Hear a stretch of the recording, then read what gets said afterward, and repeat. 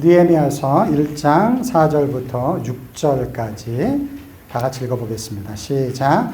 내가 이 말을 듣고 앉아서 울고 수일 동안 슬퍼하며 하늘의 하나님 앞에 금식하며 기도하여 이르되 하늘의 하나님 여호와 크고 두려우신 하나님이여 주를 사랑하고 주의 계명을 지키는 자에게 언약을 지키시며 긍휼을 베푸시는 주여 간구하나이다. 이제 종이 주의 종들인 이스라엘 자손을 위하여 주야로 기도하오며 우리 이스라엘 자손이 주께 범죄한 죄들을 자복하오니 주는 귀를 기울이시며 눈을 여시사 종의 기도를 들으시옵소서. 나와 내 아버지 집이 범죄하여. 여러분 신앙생활 하시면서 기도 많이 하시죠? 많이라는 것이 좀 마음에 걸리시는 것 같은데 어쨌든 기도는 하시죠? 그런데 그 기도가 응답되시나요? 네. 기도가 응답된다라고 이렇게 이야기를 하셨어요. 너무 감사합니다. 우리는 참 신앙생활하면서 많은 기도를 합니다.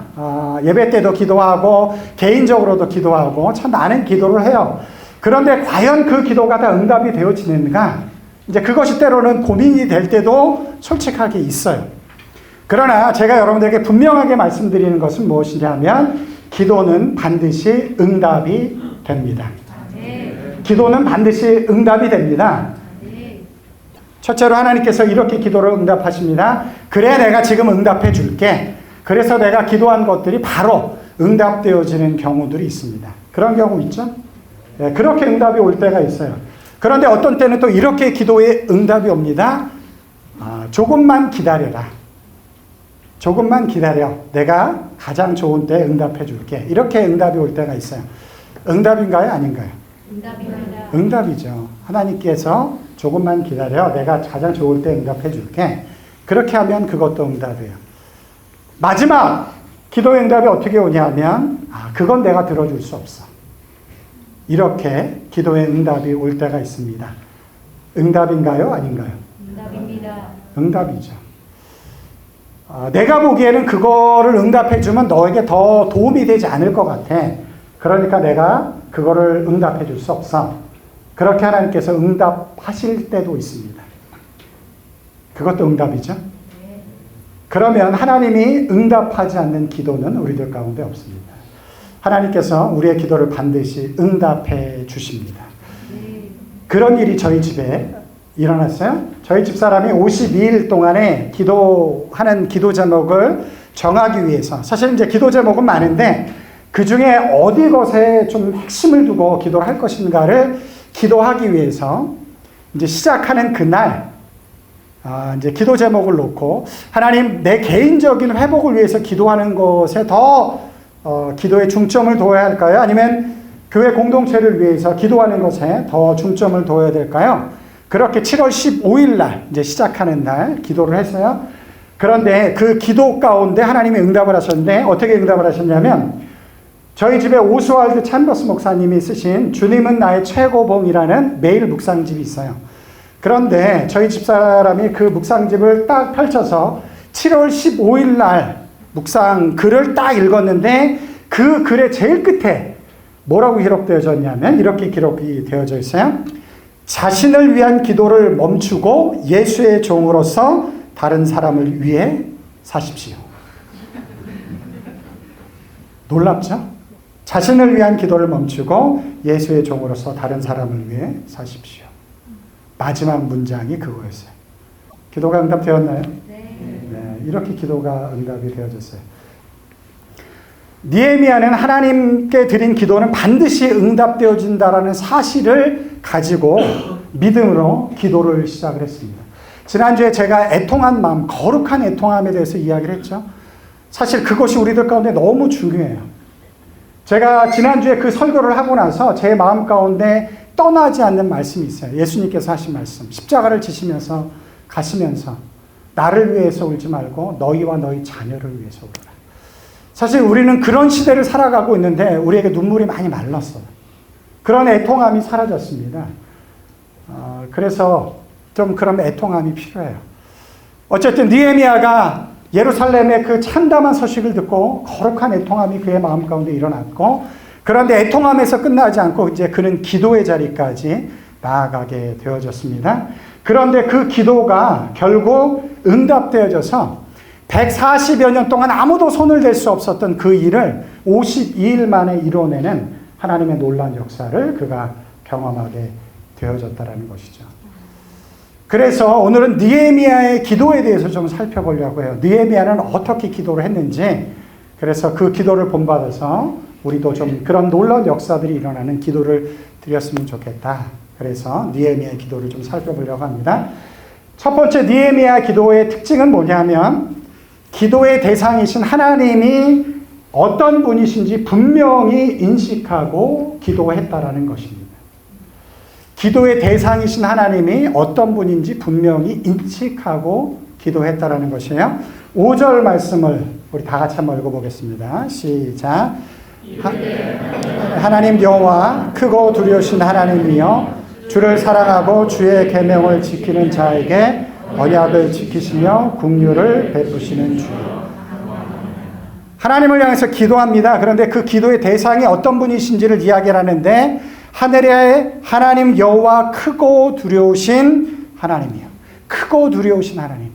크다라는 말. 우리 첫 번째 찬양, 주 여호와는 뭐라고요? 광대하시도다. 그런 의미예요. 하나님은 크신 분이시다. 여러분, 하나님이 크신 분이신 줄 믿으시나요? 뿐만 아니라 하나님이 크신 하나님일 뿐만 아니라 그 하나님이 약속을 지켜주시는 분이고 언약을 지켜주시고 긍휼을 베풀어 주시는 분이시다. 그것을 느헤미야는 확인하고 그분을 붙잡고 이제 기도를 시작했다라는 거지. 시편 121편 1절 2절에 이런 말씀이 기록되어져 있어요. 우리 다 같이 읽어보겠습니다. 내가 산을 향하여 눈을 들리라. 나의 도움이 어디서 올까? 나의 도움은 천지를 지으신 여호와에게서로다.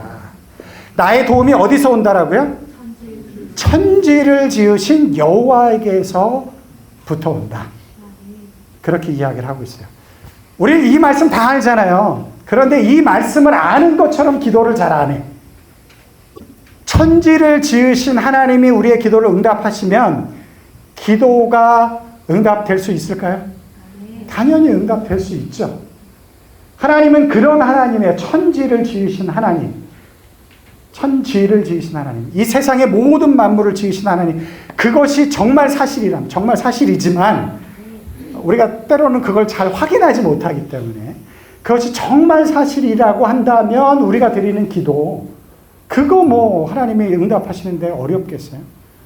느헤미야는 그 하나님을 기억하고, 그 하나님을 기억하고. 그래서 성경의 첫 번째 구절이 뭐죠? 태초에 하나님이 천지를 창조하시는 이. 이것이 확인되어지지 않으면 사실은 다른 성경 본문은 존재할 수가 없는 거예요. 그런 분이니까 우리가 그분을 신뢰할 수 있고 그분을 믿고 의지할 수 있다. 그게 되는 거예요. 천지를 지으신 하나님, 그 하나님이 세상의 역사를 주관하고 있고 여러분의 삶을 인도하고 있습니다. 그게 우리의 믿음이잖아요. 그게 신앙인 거잖아요. 천지를 지으신, 이 세상의 모든 만물을 창조하시고 주관하시는 하나님이 세상의 역사를 주관하고 있고 나의 삶을 이끌고 있다. 저는 분명히 믿습니다.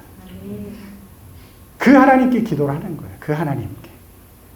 느헤미야는 내가 기도할 때 누구에게 기도하는지를 분명히 알았어요. 그러니까 140년 동안 아무도 손댄지 못한 것도 그 기도 제목을 가지고 누구에게 나갈 수 있는 거예요? 하나님께 가지고 나아갈 수가 있는 거예요. 천지를 지으신 하나님이니까. 여러분들이 삶에 무너진 부분들을 놓고 기도할 때 그것이 굉장히 클 거예요. 그러나 거기에 여러분들의 시선이 집중되어지면 안 돼요. 그것보다 더 크신 하나님을 바라보시면서 기도하시는 여러분들 되시길 바랍니다. 기도는 거기서부터 시작되어지는 거예요. 거기서부터. 천지를 지으신 하나님, 약속을 지켜주시는 하나님, 긍휼을 베푸시는 하나님, 내가 이 문제를 가지고 주님 앞에 기도합니다.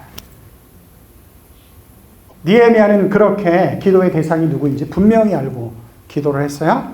두 번째, 느헤미야의 기도의 특징은 뭐냐면 그가 애통해야 하는 문제와 자신을 연관시켜서 기도를 했다라는 것입니다. 문제는 저쪽에 있고 나는 그냥 거리를 두고 그 문제를 놓고 기도하는 것이 아니고 그 문제가 어떻게 보면 직접적으로 나의 문제가 아님에도 불구하고 그 문제가 내 문제인 것처럼 끌어안고 간절하게 애통함으로 기도를 했다라는 것이죠. 6절, 7절 말씀 제가 한번 읽어볼게요. 이제 종이 주의 종들인 이스라엘 자손을 위하여 주야로 기도하오며 우리 이스라엘 자손이 주께 범죄한 죄를 자복하오니 주는 귀를 기울이시며 눈을 여시사 종의 기도를 들으시옵소서. 사실은 어떻게 보면 느헤미야는 굉장히 거룩하고 하나님이 기뻐하시는 삶을 살았던 사람인 것 같아요. 그러니까 하나님이 그를 들어서 쓰시거든요. 그러함에도 불구하고 그가 기도하는 내용이 무엇인가요? 이스라엘 백성들의 죄악을 마치 나의 것인 양 가슴에 품고 애통한 마음 가운데 그렇게 기도했다라는 거예요. 여러분, 기독교 신앙은 이런 것이에요. 나는 하나님 앞에 구원받았어. 나는 저런 죄 짓지 않아. 저 사람은 왜 저러지? 이렇게 그 사람과 거리감을 두고 나의 구원만 확신하며 저 사람을 정죄하는 게 기독교 신앙이 아니고, 기독교 신앙은 이 죄악된 세상의 고통과 아픔을 함께 품고 애통하며 치유해 가는 것, 그것이 기독교 신앙의 모습이라는 것이죠. 예수님께서 그렇게 하셨거든요. 십자가에서. 이 땅의 백성들이 그렇게 범죄했을 때 나랑 뭐 별로 상관도 없어. 저들의 죄악으로 저들이 심판받으면 되지. 만약에 그렇게 했다라고 한다면 우리가 지금 가지고 있는 기독교 신앙은 시작되어지지 않았을 거예요. 예수님의 죄도 아님에도 불구하고 그것을 나의 죄로 받아들이고 품고, 그래서 예수님께서 십자가에서 뭐라고 이야기를 하셨죠? 저들을 용서해 주시옵소서. 저들이 하는 것을 저들이 알지 못합니다. 나랑 상관없는 것이 아니고 그 문제를 같이 품고 그 고통과 아픔을 함께 느끼면서 치유해가는 그런 기도를 느헤미야가 드렸더니 하나님께서 놀랍게 역사하셨다는 거예요. 여러분들의 삶에 혹시라도 관계라든지 아니면 이런 부분들이 무너졌을 때 나랑 저 사람이랑 기도는 해줄 수 있지만 뭐 저건 내 문제가 아니야, 이렇게 거리를 두고 기도할 때 진정한 치유와 회복이 일어나지 않을 수도 있어요. 그것을 내 것처럼 품고 나의 문제가 아닐 수도 있고 나의 잘못이 아닐 수도 있지만, 그러나 마치 나의 잘못인 것처럼 아픔인 것처럼 같이 품고 애통한 마음으로 기도할 때 그것이 기독교의 정신이니까, 십자가의 정신이니까 하나님께서 그것을 받으셔서 놀라운 회복의 역사를 우리들 가운데 이루어 주실 줄 믿습니다. 물론 쉽지 않겠죠? 그러나 한번 시도해 보시는 여러분들 되셨으면 좋겠어요. 느헤미야의 기도를 본받아서 애통하는 문제를 구별하지 않고 자기의 문제를 여기고 같이 기도했었던 기도의 모습을 느헤미야는 보여주고 있습니다. 세 번째, 느헤미야가 우리에게 보여주는 기도의 특징은 하나님의 약속을 의지해서 그런 기도를 했다라는 것이죠. 8절 말씀, 9절 말씀 제가 읽어보겠습니다. 옛적에 주께서 주의 종 모세에게 명령하여 이르시되, 지금 기도하면서 뭘 갖고 오죠? 지금 구약의 말씀을 가지고 모세를 통해서 전파되어진 말씀을 끌고 와서 느헤미야가 이제 기도를 합니다. 옛적에 주께서 주의 종 모세에게 명령하여 이르시되, 만일 너희가 범죄하면 내가 너희를 여러 나라 가운데 흩을 것이요. 레위기에 기록되어진 말씀이에요. 그 말씀을 갖고 와서 지금 느헤미야가 이렇게 이야기를 하는 거예요. 그래서 이 백성들이 포로로 바벨론까지 왔습니다. 흩어졌습니다. 지금 그래서 이 상황이 이루어졌습니다. 그렇게 기도를 하고 나서 9절에 이렇게 또 기도를 합니다. 만일 내게로 돌아와 내 계명을 지키면 너희 쫓긴 자가 하늘 끝에 있을지라도 내가 거기서부터 그들을 모아 내 이름을 두려고 택한 곳에 돌아오게 하리라 하신 말씀을, 신명기에 기록되어져 있는 말씀이에요. 다시 돌아오면 내가 세상 끝에서부터 너희들을 다시 모이도록 할 것이다. 모아올 것이다. 그 하나님의 약속의 말씀을 붙잡고 느헤미야가 기도하는 거예요. 여러분, 기도 중에 가장 강력한 기도가 뭔지 아세요? 하나님의 약속의 말씀을 붙잡고 하는 기도예요. 하나님의 약속의 말씀을 붙잡고 하는 기도. 하나님이 그렇게 말씀하셨거든요. 말씀하셨기 때문에 그 약속의 말씀을 붙잡고 기도하는 거예요. 제가 새벽 기도를 인도할 때 저는 이제 그 말씀을 전하고 나서 저도 동일하게 들어야 되는, 전하지만 또 들어야 되는 사람의 입장에서 말씀을 전하고 나서 제가 기도할 때 기도하는 시간의 절반 정도는 그날 제가 전한 말씀을 붙잡고 저는 기도를 합니다. 왜 그러냐면 그 말씀을 붙잡고 기도하는 것에 능력이 있기 때문에 그래요. 하나님이 약속하셨으니까 하나님이 꼼짝하기 좀 어렵잖아요. 엉뚱한 걸 붙잡고 기도하는 게 아니고 하나님의 약속을 붙잡고, 하나님이 말씀하셨잖아요. 말씀하신 대로 이루어 주시옵소서. 지금 느헤미야가 그렇게 기도를 하는 거예요. 그래서 말씀 묵상 큐티가 중요하다니까요. 아세요? 말씀을 정확히 이해하고 하나님의 약속의 말씀이 무엇인지를 잘 파악하고 그걸 붙잡고 기도하는 거예요. 매일의 삶 가운데. 그게 능력이 있기 때문에. 요한복음 5장 17절 말씀에 이런 말씀이 기록되어져 있어요. 우리 다 같이 한번 읽어보겠습니다. 너희가 내 안에, 내 말이 너희 안에 거하면 무엇이든지 원하는 대로 구하라. 그리하면 이루리라. 예수님께서 굉장히 놀라운 약속을 하셨어요. 무엇이든지 원하는 대로 구하라. 그리하면 이루리라. 뭐 상상할 수 없는 기도의 응답을 이야기를 하셨죠. 그러나 조건이 있어요. 조건이. 어떤 조건이 있죠? 너희가 내 안에, 내 말이 너희 안에 거하면, 이거를 느헤미야의 경우로 따져본다라고 한다면 하나님의 약속의 말씀을 붙잡고 기도하는 거죠. 하나님이 약속하신 그 말씀을 붙잡고 기도할 때 이런 놀라운 역사가 우리들 가운데 일어날 수 있을 줄 믿습니다. 느헤미야 기도의 세 가지 특징이 있었어요. 기도의 대상이 어떤 분인지 분명히 확신하면서 기도를 했고요. 그가 기도하는 애통한 문제를 남의 일로 여기지 않고 자신의 문제로 받아들여서 간절하게 애통하게 기도를 했고, 그 다음에 하나님의 약속을 붙잡고 기도를 했어요. 52일 동안 이렇게 한번 기도해 보시기 바랍니다. 느헤미야의 기도를 본받아서, 느헤미야가 그렇게 기도해서 52일 동안 놀라운 역사를 경험하게 되어졌으니까 한번 그렇게 기도해 보시기 바랍니다. 여러분, 느헤미야가 이렇게 멋진 기도로 기도를 했으면 금방 응답이 오겠죠. 금식하며 주야로 이렇게 멋진 기도의 모습을 가지고 기도를 했으니까 바로 하나님의 응답이 왔겠죠. 잘 모르셔도 괜찮아요. 그래서 이제 제가 가르쳐 드리려고 해요. 바로 응답이 오지 않았습니다. 놀랍게도. 그렇게 신실하게 금식하며 주야로 놀랍게 이렇게 기도의 좋은 모습을 가지고 기도했음에도 불구하고 하나님은 그의 기도 가운데 바로 응답하시지 않았다는 거예요. 1장 1절에 보면 그가 언제부터 기도를 하기 시작하냐면 기슬로월이라는 그 시간부터 그가 기도하기 시작합니다. 이 기슬로월은 유대인들은 유대력이 따로 있어요. 그래서 제가 이스라엘에 있을 때 굉장히 좀 당황했던 게 뭐냐면 1월 1일이 평일이에요, 이스라엘은. 왜 그러냐면 1월 1일이 새해를 맞이하는 날이 아니기 때문에 그래요. 그런 나라가 많지 않은데 이스라엘은 그래요. 새해가 언제 시작되어지냐면 9월 달쯤부터 시작이 되어져요. 그래서 이제 9월 달에 새해를 맞이하고 1월 1일 날은 제가 학교를 갔어요. 뭐 일하러 다니고. 너무 이상하더라고요. 한 번도 1월 1일 날 뭐 학교를 가든 직장을 가본 적이 없었는데 1월 1일 날 가야 되더라고요. 여전히 유대인들은 유대력을 따라가는데 이 기슬로월은 언제냐면 11월 아니면 12월 그 즈음을 기슬로월이라고 해요.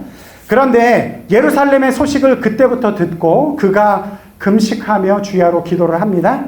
그런데 그 기도가 언제 응답이 되어지냐면 2장 1절부터 이제 응답되어지는 장면이 기록되어졌는데 그 달이 언제냐면 니산월에 응답이 되어져요. 니산월은 언제냐면 3월, 4월 정도 되어지는 거예요. 그러니까 얼마 정도를 기도한 거죠? 4개월 정도를 예레미야는 기도를 했다라는 거예요. 놀랍지 않나요? 정말 금식하면서 주야로 기도를 했고 하나님이 응답하실 만한 조건을 가지고 정말 그런 멋진 모습을 가지고 그가 기도했음에도 불구하고 그의 기도는 4개월 정도 응답이 지체되었다라는 것이죠. 이게 제일 어렵죠. 기도는 열심히 했고 간절함으로 기도했는데 기도가 응답되어지지 않을 때 그때 좀 어렵습니다. 그러면 과연 느헤미야는 이 응답되어지지 않는 시간 무엇을 했을까? 아니면 하나님은 왜 그렇게 멋진 모습으로 기도했는데도 즉각적으로 응답하지 않는가? 느헤미야의 경우를 보자면 두 가지를 우리가 추측해낼 수 있다라고 말씀드릴 수가 있습니다. 첫 번째 이유는 뭐냐면 하나님께서 가장 적절한 시기에 응답하기 위해서, 가장 적절한 시기에 응답하기 위해서 그 4개월이라는 기간을 지체했다라는 것이죠. 왜 이게 중요하냐면 페르시아 왕 밑에서 술 맡은 관원으로 일을 하고 있습니다. 굉장히 높은 주위에 있고 그 왕과 굉장히 이렇게 가까운 사회에 있는 사람이지만 그 당시는 민주적인 사회가 아니기 때문에 왕은 절대적인 권위를 갖고 있었어요. 특별히 페르시아 왕 같은 경우에는 제국의 왕이었기 때문에, 황제였기 때문에 절대적인 권력을 갖고 있었어요. 느헤미야가 아무리 이것을 이루고 싶어도 왕 앞에 가서 스스로 먼저 그 이야기를 꺼낼 수 없는 위치 가운데 있는 사람이라는 거예요. 왕이 먼저 물어보기 전에는 결코 그것을 내어놓을 수 없는, 더군다나 페르시아의 그 나라에 직접적으로 관련된 이야기가 아니고 정복되어진 나라, 그 나라에 무너진 것을 재건하겠다라는 그 이야기를 섣불리 할 수 없는, 그렇게 이야기를 하다간 반역죄로 죽을 수도 있는 그런 이야기이기 때문에 느헤미야가 섣불리 이야기할 수 없어요. 왕이 먼저 이야기하지 않는 이상. 어떻게 보면 하나님께서 그 기간을 기다리게 하셨던 것 같아요. 기도하게 하셨던 것 같아요. 그가 금식하면서 주야로 기도했습니다. 그런데 금식하며 기도했던 것들이 그의 표정 가운데 이제 드러나는 시간이 되어졌어요. 왕이 이렇게 이야기를 합니다. 네가 병이 없는데 왜 이렇게 얼굴에 수색이 가득하냐, 수심이 가득하냐, 그렇게 물어봤어요. 그때 느헤미야가 이야기를 합니다. 내가 예루살렘에 일어난, 나의 고향의 땅에서 일어난 그 어려운 일들을 듣게 되어졌고 그것 때문에 마음에 근심이 많습니다. 그런데 이것도 굉장히 위험한 거예요. 여러분들, 대제국 황제 앞에 있는 신하가 자기 개인의 문제 때문에 수심이 가득하면 되겠습니까? 그러면 처단받을 수 있는 일이에요. 그 당시엔 그게 얼마든지 가능한 일이었고 그럴 가능성이 굉장히 큰 그런 시대였어요.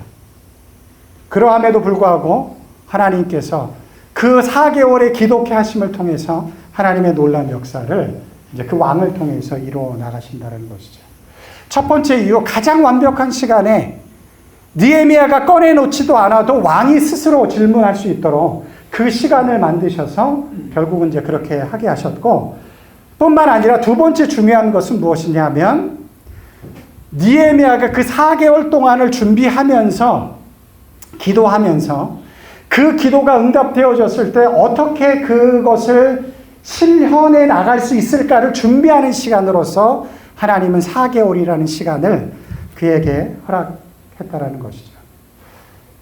1장 11절 말씀 한번 보여줘 보실래요? 뒤로 가시면 느헤미야서 1장 11절 말씀 우리 다 같이 한번 읽어보겠습니다. 시작.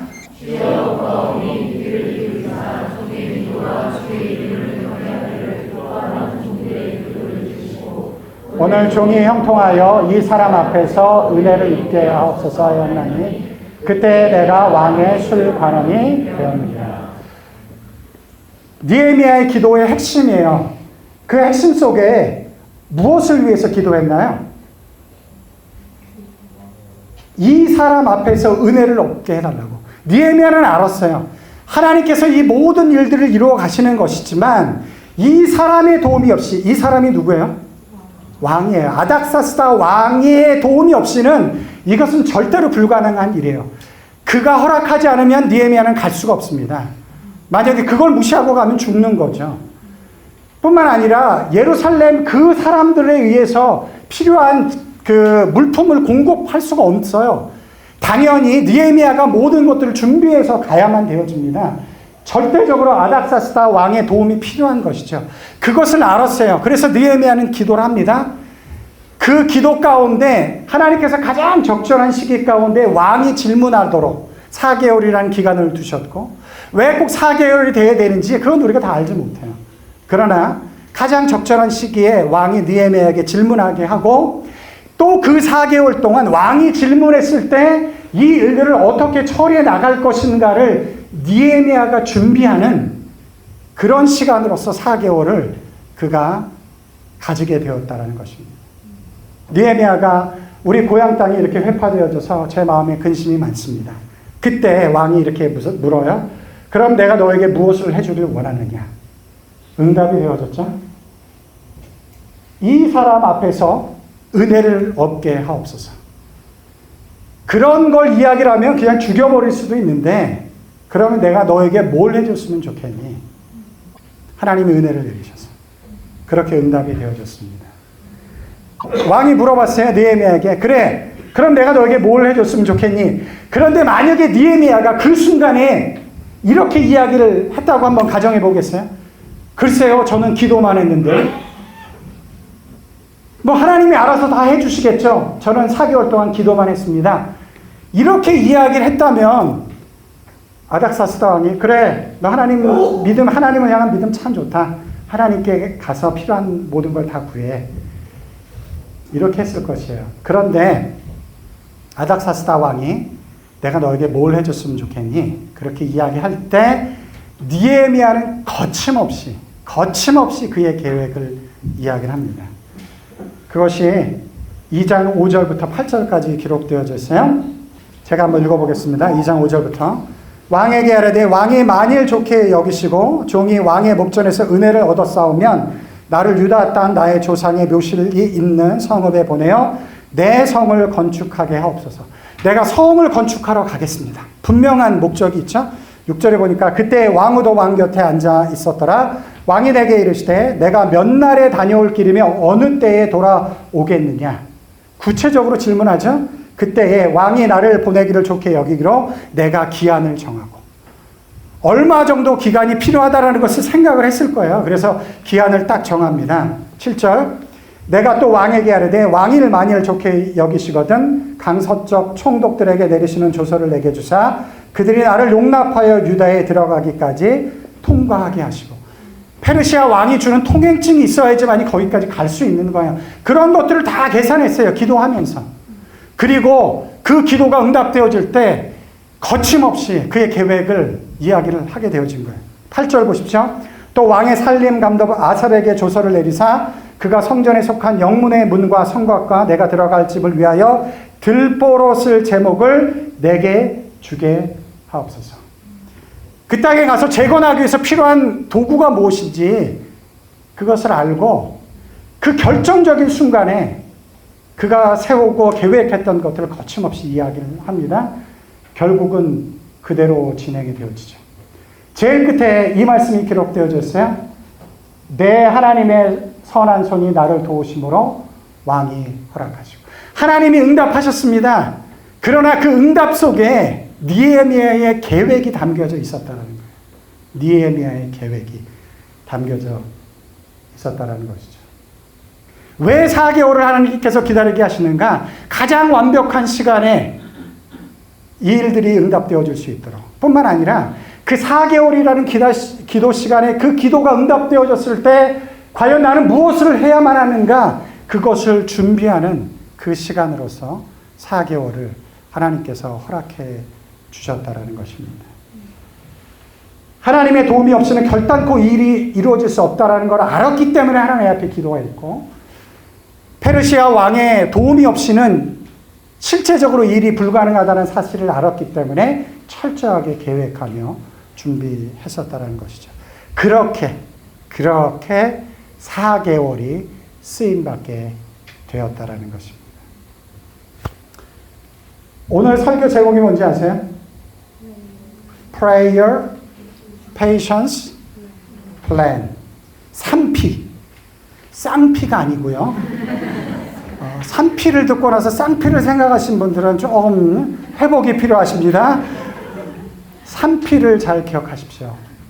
prayer, 기도가 필요합니다. 그러나 하나님이 즉각적으로 우리에게 기도를 응답하시지 않을 때가 있어요. 이유가 있습니다. 그때는 믿음으로 patience, 인내하셔야 돼요. 인내하셔야 돼요. 하나님이 가장 좋은 시기 가운데 이루실 것을 믿음으로 patience, 인내하셔야만 합니다. 그런데 그때 여러분들이 하셔야 될 게 있어요. 어떻게 보면 이 기다림의 시간이 지체되어지는 이유는 뭐냐면 하나님이 응답을 해 주셔도 니의 아닥사스다 왕이 그래 너 뭘 원하냐? 글쎄요. 그건 한 번도 생각해 보지 않았는데. 그래서 지체가 되고 있는지도 몰라요. 하나님의 응답이 왔을 때 내가 과연 그 응답을 어떻게 구체적으로 실천해 나갈 수 있는가? 그 플랜을 세우셔야 되는데 한국 사람들은 너무 믿음이 좋아서 이 플랜을 안 세워요. 플랜을. 제가 이스라엘에 있을 때 선교사들이 이제 이스라엘로 선교 사역을 하기 위해서 옵니다. 여러분 한 가족이 다른 문화권에 와서 사역을 한다는 게 얼마나 큰 일이겠어요. 굉장히 큰 그 변화죠. 미국에서 오는 선교사님들은 보통 6개월 전부터 이 이스라엘 본부와 연락을 해서 컨택을 해서 이제 정보라든지 이런 걸 수집을 해요. 그래서 우리가 가면 어떤 집에서 머물게 되어지고 아이들은 어떤 학교를 가게 되어지고 우리가 음식은 어떻게 먹고 날씨는 어떠며 뭐 그 도시는 어떻고 이런 정보를 끊임없이 교환하면서 준비하면서 옵니다. 미국 분들이 이렇게 철저하게 준비하니까 기도를 안 하겠죠? 미국에서 오는 선교사들은 뭐 이렇게 철저하게 준비하는데 뭐 기도가 필요하겠어요? 그렇지 않죠. 기도하면서 옵니다. 그러나 그들은 굉장히 철저하게 준비를 해갖고 와요. 한국 선교사님들은 어떻게 오시는지 아세요? 어떤 분은 일주일 전에 통보가 왔어요. 이런 선교사 갑니다. 공항으로 픽업 와주시고. 제가 너무 민망하더라고요. 너무 민망하더라고요. 그 리더가 너무 충격을 받았어요. 아니 어떻게 이렇게 한국 선교사님들이 너무 믿음이 좋아. 기도만 해. 플랜은 없어요. 하나님의 응답이 이루어졌을 때 이스라엘 가게 되어지는 것이 그의 선교의 목적이고 기도였을 거예요. 거기까지 가는 것을 위해서 엄청 기도해요. 그런데 오자마자 헤매기 시작해요. 플랜이 없어요. 내가 이곳에 와서 어디서 살아야 되고 아이들은 어떤 학교를 다녀야 되고 그 도시는 어떤 도시이고 이런 정보가 하나도 없으니까 오자마자 막 충격을 받는 거예요. 플랜이 필요합니다. 그 기간을 하나님께서 느헤미야에게 허락해 주셨고 느헤미야는 잘 준비해서 하나님의 기도가 딱 응답되어지는 그 순간에 거침없이 그의 플랜을 이야기를 했고 느헤미야가 그 플랜을 뭐 자기 생각대로만 했겠어요? 기도하면서 그 플랜을 세웠고 그 플랜 속에서 하나님께서 놀랍게 인도해 주셨습니다. 세 가지 기억하고 가십시오. prayer, 기도가 중요합니다. 그런데 그 기도가 바로 응답되어지지 않을 때 두 번째 P를 기억하십시오. 뭐라고요? patience, 인내를 기억하십시오. 하나님이 인내하게 하시는 이유가 있어요. 이유가 있어요. 그리고 그 기간 동안에 뭘 하셔야 되냐면 플랜, 계획을 세우셔야 돼요. 그럴 때 하나님께서 여러분의 기도를 통해서 놀라운 회복의 역사를 이루어 주실 줄 믿습니다. 한 주간 그런 기도로 승리하시는 여러분들이 되시길 주님의 이름으로 축원합니다. 기도하겠습니다. 사랑하시는 아버지 하나님, 느헤미야가 정말 진지하게 금식하며 주야로 기도했습니다. 정말 멋진 모습으로 그가 기도를 했습니다. 그러함에도 불구하고 4개월이라는 기다림의 시간이 그에게 필요했습니다. 왜냐하면 하나님께서 가장 좋은 시기를 아시기 때문에 그랬습니다. 그가 스스로 이야기할 수 없는 일을 아닥사스다 왕이 이야기할 수 있는 그 시간 동안 기다리게 하시고 또 그 기다림의 시간이 기도만 있는 것이 아니고 그 기도가 응답되어졌을 때 구체적으로 어떻게 이 일들을 실현해낼 수 있을까를 계획할 수 있었던 그런 플랜의 시간이었습니다. 사랑하신 주님, 저희들이 52일 동안 이제 기도하는 시간들을 갖게 되어질 텐데 당장 응답이 오지 않는다 할지라도 낙심하지 않게 하시고 페이션스, 인내하게 하시고 그 기간 동안 하나님의 응답이 올 걸 기대함으로 그 응답이 이루어졌을 때 내가 과연 어떻게 이것을 실현시킬 수 있을까 플랜을 세우는, 계획을 세우는 그런 은혜가 우리 가운데 주어질 수 있도록 우리에게 지혜와 은혜를 허락해 주시옵소서. 감사하며 예수님의 이름으로 기도드리옵나이다. 아멘.